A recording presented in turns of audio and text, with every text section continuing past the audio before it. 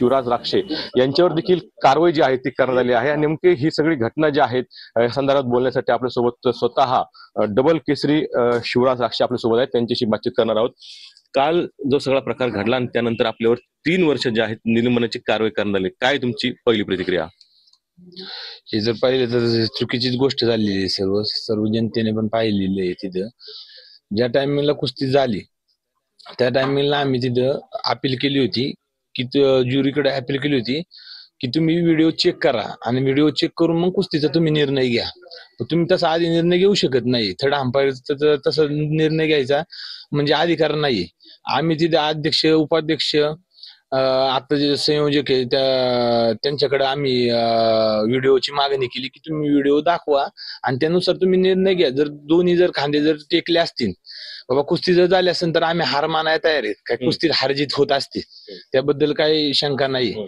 परंतु जर पंचांचे अशा चुकीच्या निर्णयामुळे जर एखाद्या खेळाडूचं नुकसान होत असेल तर असे महाराष्ट्रात किती खेळाडू आहेत। जर त्या प्रत्येक खेळाडू जर असा अन्याय होत राहिला तर मग पंचांवर जो चुकीचा निर्णय हे पंच घेतात मग त्यांच्यावर काहीतरी आक्षेप घेतला पाहिजे ना। आता कालच त्यांनी सांगितलं त्यांच्या मीडियाद्वारे सांगितलं की पंचांचा हा निर्णय हा चुकीचा आहे।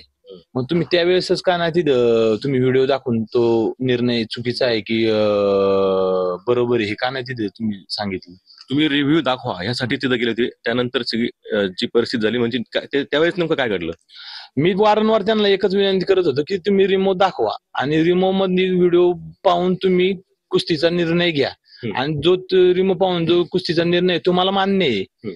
शेवटी न्याय देवता तुम्ही बसलेले, परंतु तुम्ही तो व्हिडिओ पण दाखवत नाहीये। वारंवार आम्ही होते अध्यक्ष असतील तिथे उपाध्यक्ष असतील संयोजक असतील त्यांना विनंती करतोय आम्ही की तुम्ही तो व्हिडिओ पहा आणि त्यानुसार तुम्ही निर्णय द्या।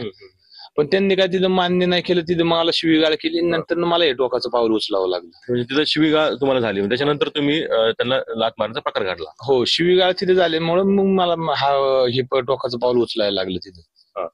मग आता पुढचं तुमचं पाऊल कसं असणार आहे? कारण दोघांवर देखील अन्याय झालेला आहे, गायकवाड देखील झालाय, त्याच्यावर पण काय नेमकं काय त्याच्यासोबत बी असाच अन्याय घडला ना। त्याच्यावर पंचांनी पॅसिव्हिटी काहीतरी झालं आणि कॉस्टम पण त्याचा फाटला होता, त्याला काय पॉईंट दिले नाही वाटतं।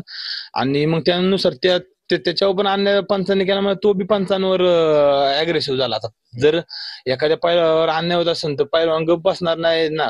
तुम्ही मान्य करताय नंतर ना की बाबा पंचांकडून ती चुकी झालेली आहे, मग तुम्ही तेव्हाच का नाही मान्य केलं तिथे की बाबा व्हिडिओ बघून की हा बाबा चुकी झालेली आहे, त्या पोझिशनचे तेवढे पॉईंट देऊन परत तुम्ही ती कुस्ती चालू करायला पाहिजे। तुम्ही डायरेक्ट विजय घोषित करून टाकलं, हे चुकीचं आहे ना।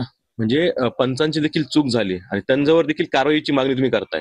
पंचांची 100% चुकी, पंचांनी स्वतः मान्य केले की आमची चुकी झालेली आहे म्हणून त्यात दिसून येते, सर्व जनतेला त्यात दिसून आलेलं आहे की कोणाची चुकी।